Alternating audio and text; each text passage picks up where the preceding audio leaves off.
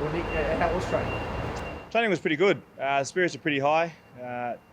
Finally got to train in the sun, so we've had a few night sessions. So to get a daytime one, and we've got awesome weather over here. It was the morale was pretty good. The announcement yesterday that you know when you're going to get to go home, and when you do, you can quarantine. Was that a good thing for the guys to hear? Yeah, it was good for the boys to hear. We didn't really get an official statement from the footy club because we had a day off yesterday. So I think we'll have a meeting today that Simo will address that. But no, I don't think the guys have thought too much ahead. Like everything changes every day. So even though we've been told things, we don't really celebrate it until it actually happens. So yeah, we'll just wait till the day comes where we are going home. We're on that flight home and being able to quarantine. But for now, it's just looking forward to the weekend. Do you think it has been on the minds of some of the guys, maybe the guys with kids? Has it impacted the play, or is that just a different issue? No, I think it's a different issue. I think every day most guys probably do think about their families and that back at home. It's like any away trip the boys do. But with technology now, guys are on Zoom, FaceTime their families every single night, so even in between meetings. So I don't think it has an effect on us on the weekend. So you guys feel one time together. So it sounds like, it looks like that's the reason why you disagree. No, I disagree. I think we just haven't adjusted to the conditions as well. The contest as well. I think teams have been better in the contests against us. And yeah, like we're at one of the best places. Royal Pines is one of the greatest spots up here, and we can't blame the hub. It's better than half the guys' houses back at home. So you get your food cooked for you, you get your clothes washed. So yeah, I don't think the hub has anything to do with it, albeit it's a little bit different and it's not the norm. But I think it's just come down to our footy that we play on the weekends. It's not really too much to do with the change of scenario. Your form the other night was great, though. You're probably at your best game of the season so far. You feel like you're really rounding into some nice movement here? Yeah, I've been working a fair bit on my ruck craft, and yeah, I think the first two games in particular, I've come up against guys who are, two of the biggest guys in the comp, in Witts and Max Gawn, and then obviously the boys on the weekend were over 205 centimetres as well. So it was it's a good challenge. And then I got my old teammate and Scotty Lycett this weekend, so he's been in really good form as well, and Porter up and about. So another good challenge for us as a midfield. Just on the midfield battle, obviously probably lost the first two contests. From your point of view, you're in there and watching it all. How have you sort of seen, I guess, the battles that have gone on the last two games, and what's sort of gone wrong in that regard? Yeah, it's probably just the contested footy. I don't think the guys are not going in hard enough. They're probably going in too hard at times, and with the slippery conditions as well, we just haven't adjusted as well and adapted. But you look at our midfield, and some of those boys have a lot of pride. They back their form in, so I think they're even hungrier than ever to prove that they are really good and they are better than most midfield. So I think Simo's put a bit of a challenge to our midfield this week again, coming up against one of the best in the comp in Port Adelaide. So I'm excited. I'm excited to see the Kellys, the Yos, the Shueys react and show us what they got. Has Kelly slotted into that midfield? How are you guys adjusting that? Tico's been good. Obviously, we got a couple of pre-season games in with him, and then round one. But we've had that gap, so we haven't had too much time where we could work on our craft and gel together as a midfield as often. Watch that thing behind me. But we're still learning and still getting to know each other and how each other works. But I think he slotted in really well. We're just got to find that right balance between those guys coming on ball and going forward as well. Just on Port Adelaide, obviously undefeated to start the season, but got a lot of excitement around what they've done. Do you think it's a bit too much given they've only played a couple of sides towards the lower end of the ladder at the moment? Oh, I think you'd take winning any day of the week. We've versed teams that you'd probably expect to beat at times as well, and haven't. But it's the unknowns, uncertainty with what's happening in the outside world, but also on the footy field. There's teams that are playing some really good footy, and it just shows you got to rock up. The limited game time, doesn't allow you to try and nail back big leads. So I think Port Adelaide are in good form, and their excitement and joy is probably justified with their win. So you can't take anything away from that. How do you think it hasn't been with the conditions? Like, a lot of us went first hands and you just haven't done a hand like this time over. Instead of being in the day today, you notice how significant is it? Oh, probably our style of footy. Like we're a team that likes to possess the footy and use it a fair bit. So we've had a little bit of that taken away, but we've learned to adjust. And we've only got a couple of weeks to play in these conditions, so we probably just didn't adjust quick enough. And I guess the protocols that have come in don't allow you to train in full groups and practice it too often, so you're in your segregated lines. But it's no excuse. We train at night. We prepare for the weekend and what we're going to face, and every team's in the same boat. So I think we've got another game next week in the night and maybe a following one the week after. So hopefully get this week right in the day, and then a couple of night games where hit our straps. Yeah, see your opportunity this weekend in terms of the day. Yeah, it's really important for how you want to play and what you can improve and what you can do. Yeah, it's important for us, and going back home as well in a few weeks' time, we might face similar conditions. So I expect the boys are going to really, knuckle down and play probably a different brand of footy, probably our way of footy. But in saying that, like I said, we have to be able to play both because we're going to have a couple more night games to go for the rest of the year. No Gov today training. How likely is this for the weekend? Gov never trains. Nah, Gov is on pretty light duties. He's obviously rolled his ankle on the weekend, so I think he didn't really have to push it too much today. It's still, with any rolled ankle, you've got to be careful with that and don't push it until you really need to. So I think he'll probably test over the next coming days. He was in the pool and I think he was on the kayak about half an hour ago. So he doesn't love it in there. So I'm sure, he's a professional. He'll get himself right. Nick, did you see Eddie Betts, what he said last night on AFL 360?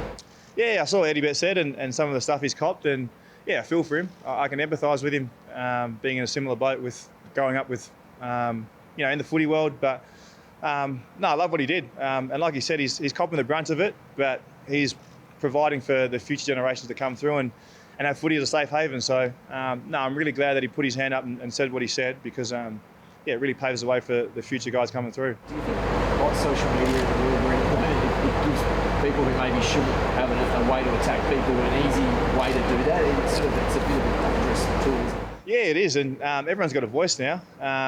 Anyone can tease you about anything and they can be seen. They can write it on your personal social media or on the club one as well or on the AFL. So there's no accountability at times. You can make a fake account and troll guys, but that's just the kind of, I guess, the world we're in at the moment. And until that changes and there's some sort of repercussions for people getting caught for that stuff, then I guess we just got to find ways to educate and keep teaching guys that, it's not right and it's not accepted. We're so awful.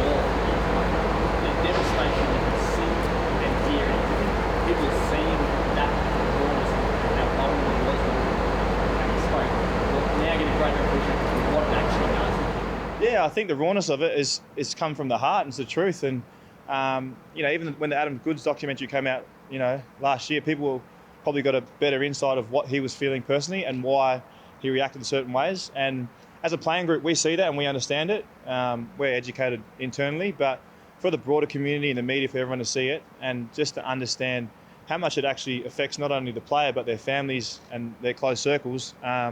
It was, it's good to see guys like Eddie stand up, Goodsy stand up, and anyone facing any troubles, when they speak from the heart, you really take it in. There's a lot of talk back in Perth about trying to steal the grand final this year. It makes sense, get a crowd there. Would you like to see a grand final at the stadium one day when you stand on that? Yeah, to be honest, I thought it would never happen. I thought there's no chance you're going to, get some of the bigger Victorian clubs to come to WA or to approve a grand final. But man, 2020's thrown up some weird things, so it wouldn't surprise me if we get a grand final in Perth. And fingers crossed we're there. And the other part is you've done the hub thing over here. It now looks like there'll be a hub in WA. Would you like to see maybe some of those Victorian teams come over and do their time here? It'd be perfect if we could spend the rest of the time at home. But I'm sure they'll come across. And Perth's pretty similar to the Gold Coast. We've got nice weather, nice beaches, and a good footy stadium. So it'd be good to see some of our supporters come back as well. I think by the time we play the Derby in a few weeks' time, I think they're going to have 30 to 60,000. So it's good to actually give back to some of our fans that have been deprived of footy or live footy for a long time. What do you think it's going to be like? You've played a few games now with no one there. Is it going to be a bit of a shock when you've got 60,000 screaming at you? Yeah, it's different. We've had to adjust the hub life, so I think we're going to have to adjust when we go back to training back in Perth and maybe invite a few people into the crowd to come and watch us train just to get the noise levels up and some of the anxiety away with having people at the stadium. So I look forward to it. Some of the young guys, who haven't witnessed that yet, haven't seen a full Optus stadium, look forward to that as well. It'll be exciting for them. Do you go to college? No, I'm actually enjoying my time here. I can go incognito at times and do what I want. After a big loss, sometimes you wouldn't catch me down at the beach, but I've been able to do my recovery at the beach here. So I'm enjoying it here, but it's going to be short-lived. I'll be back home soon and back to normality. You saw Dan Venables, we haven't seen him. How great is it to see him back? Yeah, Venables has been awesome. The morale that he brings, he's actually filling up water bottles and ice bins and things like that. He just wanted to fly up and help the boys out, and guys like that really make the footy clubs. You know, you have your stars of the club, but guys like that, he's obviously a premiership player and going through some of his trials and tribulations at the moment, but just to see him smiling and being happy to be around the boys, it just lifts everyone's spirits, especially when you're losing and you're away from home. To see a fresh face come up, and I wouldn't say fresh face, he's got a big beard and scruffy hair, but to see him come up and tell stories about what's happening back in Victoria and how much he misses the club and how much he just wants to be around the boys, it's an awesome feeling, awesome. Where's he at? I mean, obviously he was ruled out for the season. The season's happened, still be back. I think it's a big chance. I think it's highly unlikely Venice will play this year. I don't know the ins and outs of it, you know, correctly, but I think at the moment he's just worrying about his well-being, his health. You know, he's still going through a few things that he needs to tick off with the docs, and yeah, I don't think playing footy this season is a priority on his list. So just being around us and helping out is good enough for all of us, and I think he's happy and content with that as well. Is that a reminder of the challenge he's facing away from the club in that season? Yeah, I think you know, he's been working with his old man, doing an everyday job, and I think it just puts it into perspective. Like at times as footballers, we get caught in this bubble and we get pretty isolated and I guess detached from the real world. And Simo puts it into perspective, and Venice does as well. He's there filling up water bottles, helping us out, and he'd kill to be in our shoes. So at times we whinge about certain things in the hub, you know, the steak's not cooked properly or this isn't washed properly. But at the end of the day, we've got a job. We're still being able to do what we do. We whinge about not being able to tackle at training today, but we've still got a job. Other people out there don't. Guys like Venice aren't able to play football. So I think perspective is the biggest thing. I think he wasn't going outdoors. He's looking very pale. So he's been sitting in the dark room, he reckons, just on the laptop, talking, doing some cyber security stuff. So yeah, odd jobs, but he's actually enjoyed it. He's enjoyed his time away from football, but now he's back. Hopefully he goes back home again and comes to Perth if he's allowed to. And yeah, because guys like that, like I said, just really lifts the spirits of the boys.